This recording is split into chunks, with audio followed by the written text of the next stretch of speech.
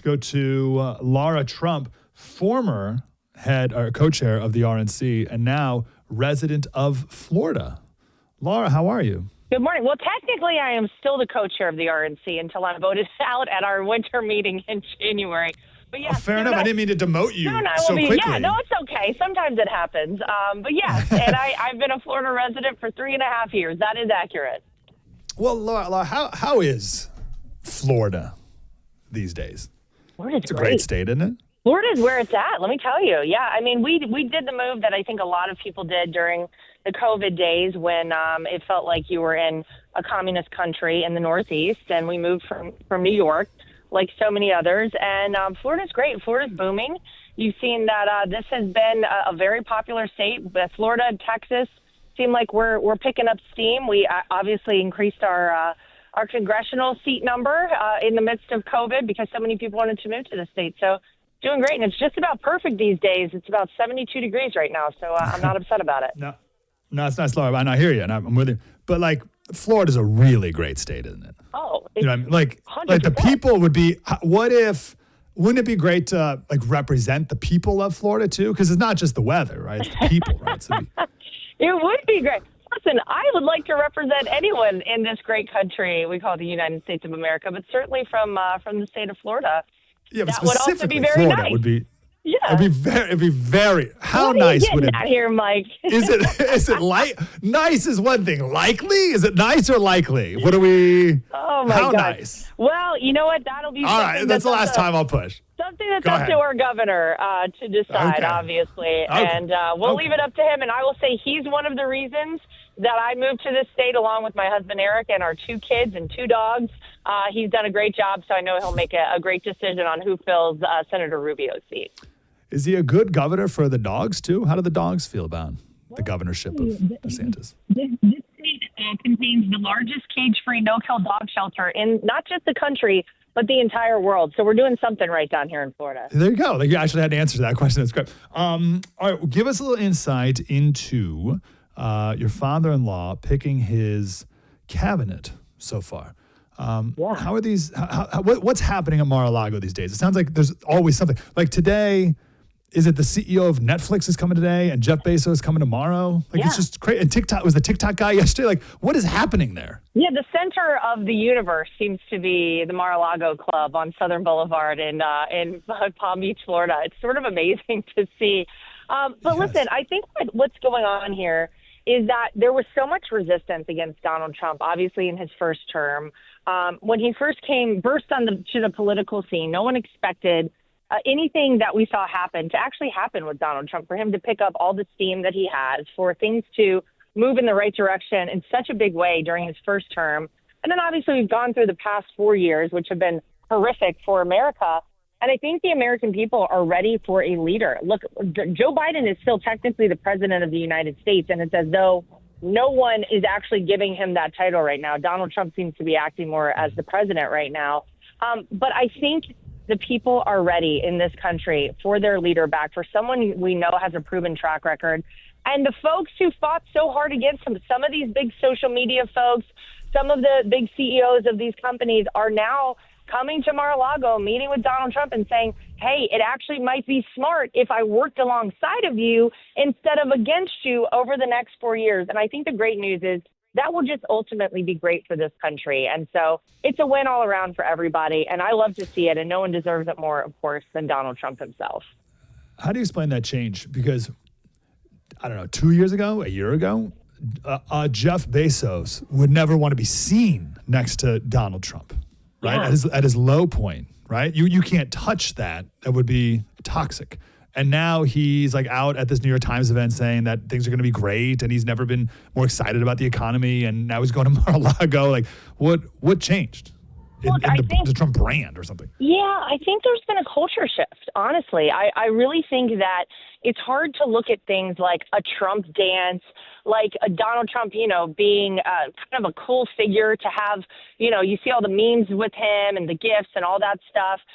He really has become very cool in the eyes of so many in this country. And there really has been a big culture shift. Once upon a time, if you were a Democrat, you were sort of anti-establishment. You were sort of counterculture in so many ways. And now that's really become the brand of the Republican Party. And it is in large part due to Donald Trump himself.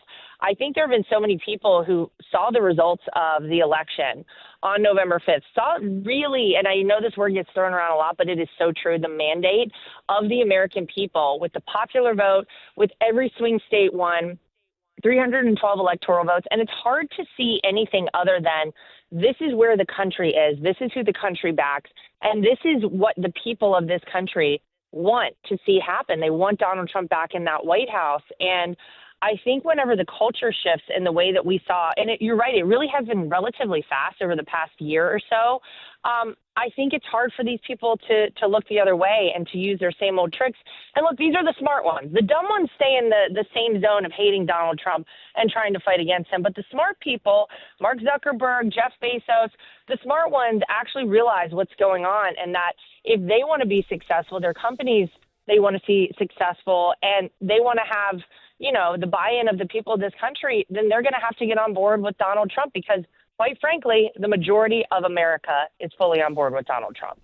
Yeah, same with the world leaders seeing it too. Macron was the first to reach out, and the trip to France. Did you go to Paris to the Notre Dame thing at all? No, et je parle français aussi. So it's so sad because I didn't get to use my French, Mike. It's terrible. How good's your French? C'est okay these days. Je ne parle pas avec tout le monde parce qu'il n'y a pas beaucoup de personnes qui parlent avec moi maintenant. Yeah, I didn't know what you said. That's pretty good then. Okay. Right? That's great.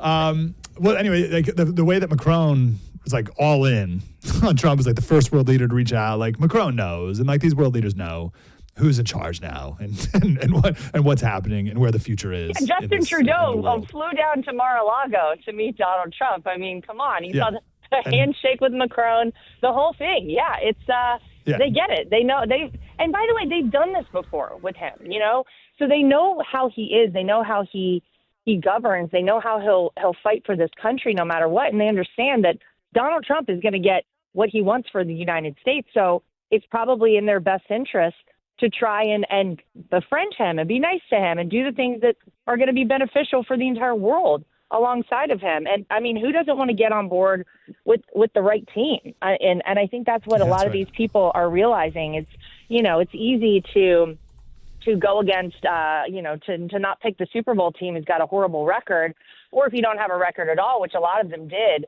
from the first day he came down the escalator, they said there's no chance this guy has. He does have a record now, and people remember that, and they say, well, wait a minute, I think I want to get on board with this team. I'm going to place my bets over here because they remember, and they saw it the first term in office, and so I'll say it again. Those are the smart ones who are on board now. Yeah. There's a pivotal moment in the campaign that didn't get enough attention. Well, I guess it wasn't pivotal because I think most people missed it, but it was at the Bloomberg interview that he was doing, and he was telling some story, and he's like some foreign country was putting this tariff or something unfair on an American company, and he threw in this aside that was he said, and I don't even like these companies.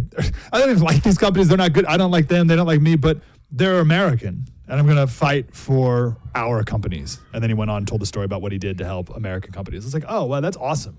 Because Trump gets characterized as this guy with feuds and vendettas and revenge and all this other stuff. But no, top priority is America and the American people, and even American companies that quote unquote don't like him, but they all do now, or they better figure it out. When it comes to picking the cabinet picks, I've narrowed it down to something like they have to be fighters with clarity.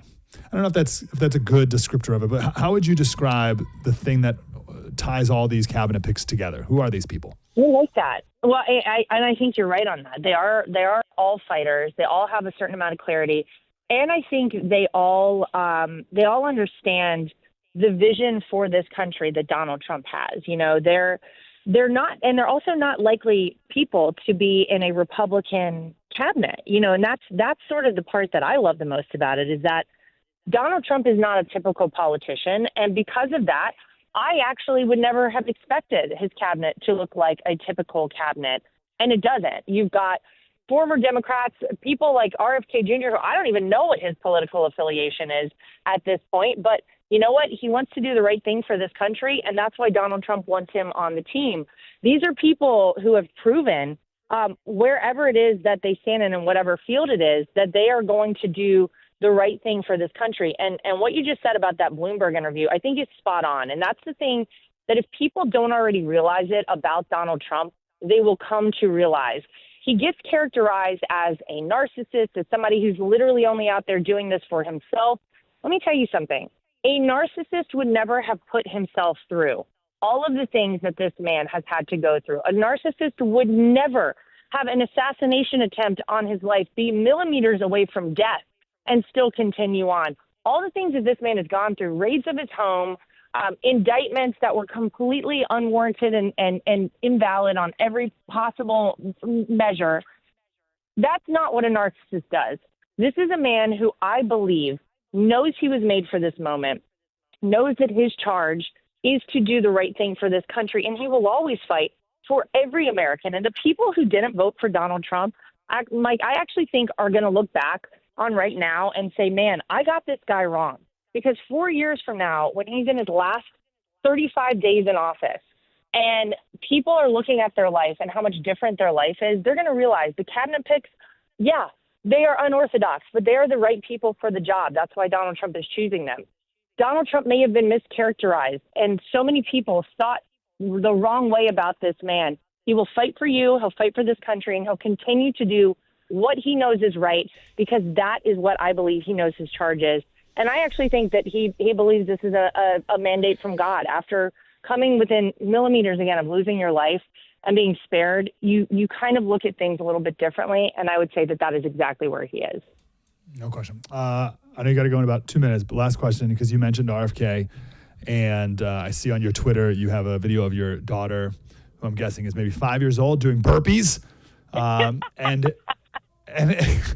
every mom. Pretty good. Yeah, we're in the same age. So I can pinpoint that pretty good. Okay. And every mom I know loves RFK. Yeah. Like it's like not even, they're like his favorite. They're the people. Moms love RFK. What are you excited about when it comes to Make America Healthy Again? Well, I think it's just that, we as parents, it's just innate.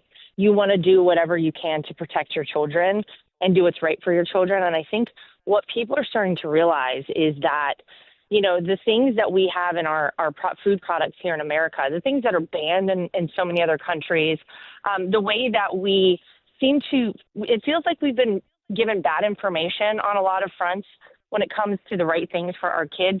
Tell you what, there is nothing more fundamental to a mom or to a parent, I would say overall, than doing whatever it is you can to protect your child. And I think when you have somebody like RFK bursting on the scene saying, hey, I want to make sure that your kid lives longer. I want to make sure deadly diseases are not a normalcy in America anymore. There are things we can do to move this country in the right direction on those fronts. Man, you better believe that every parent is going to get on board with that. And I think that's why you've seen so many people rally behind him.